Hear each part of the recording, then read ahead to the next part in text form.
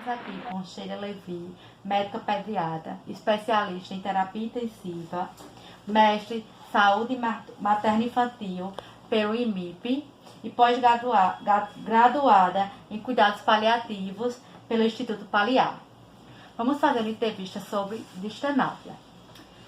Para você, o que é distanásia? A distanásia, ela é um processo, quando a gente usa recursos tecnológicos para medidas diagnósticas ou terapêuticas, e você prolonga o processo de morte.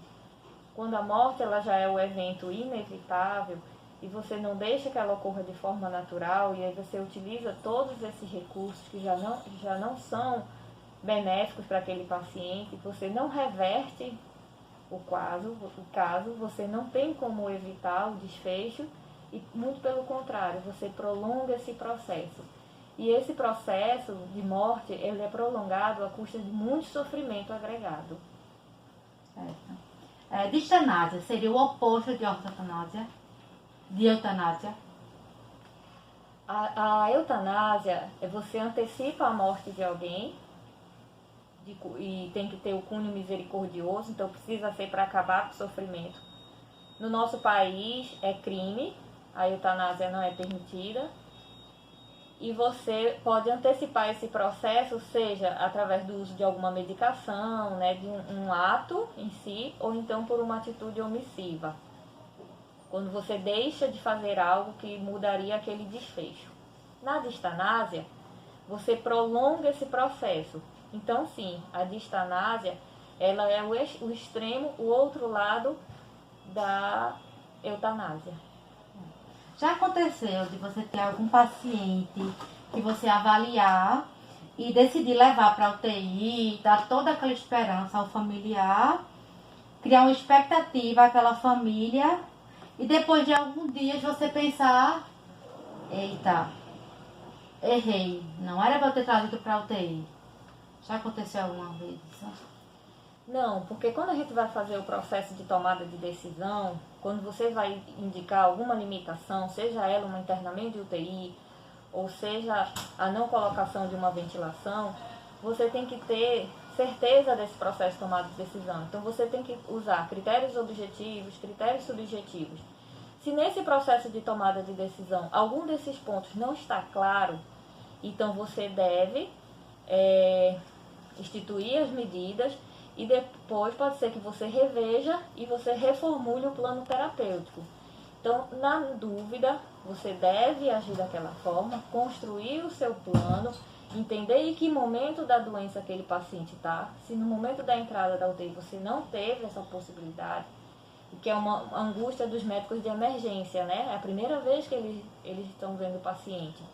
Então, qual é esse paciente, mesmo com a doença crônica? Ele está no processo final da doença dele, está numa fase terminal, ou ele é um paciente crônico com evento agudo que pode ser revertido? Se eu não tenho como diferenciar uma coisa da outra, eu vou precisar de mais tempo.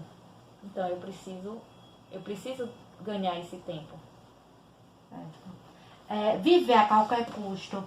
O preço de manter uma vida a qualquer custo para o Estado, qual seria esse preço?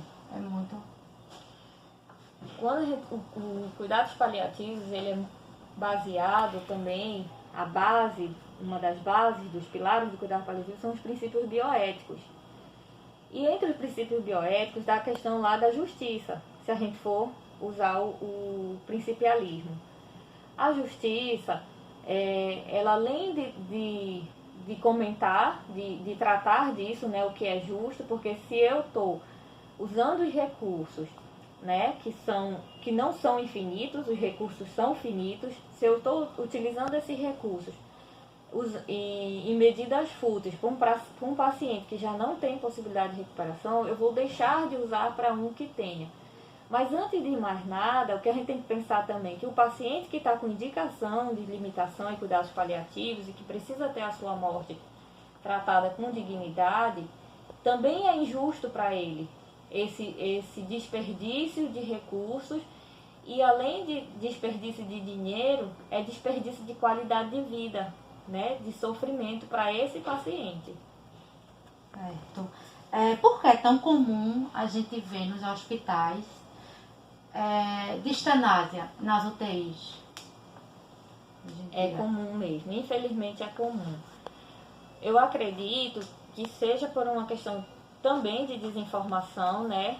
Os colegas têm medo de, se eu adotar uma medida, adotar uma medida de ortotanásia, que é permitir que a morte aconteça quando ela já é esperada, que eu estaria sendo omisso e deixando que esse paciente morra. O que a gente tem que entender é que deixar morrer não é matar.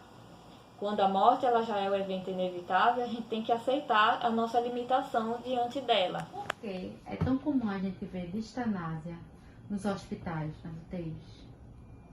É comum mesmo, infelizmente é comum. Eu acredito que seja por uma desinformação dos colegas, né?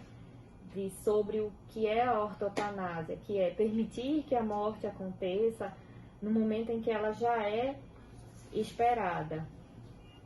E acho que é por conta daquela ideia, né, que se eu deixar morrer, eu vou estar matando. E a gente tem que entender que deixar morrer não é matar. Quando a morte ela já é o evento natural na evolução da doença daquele paciente, a gente precisa deixar que ela ocorra. Porque se a gente tentar interferir nesse processo, isso vai ser à custa de muito sofrimento e de um prolongamento desse sofrimento, que é a distanásia. E a distanásia é má conduta médica. Qual o recado que você pode deixar para meus colegas, futuros profissionais de saúde, médicos, sobre distanásia e o que a gente vê hoje? Distanásia, a gente deve fugir sempre dela, né? Embora não seja uma decisão fácil, não seja esse entendimento, seja difícil, a gente tem sempre que buscar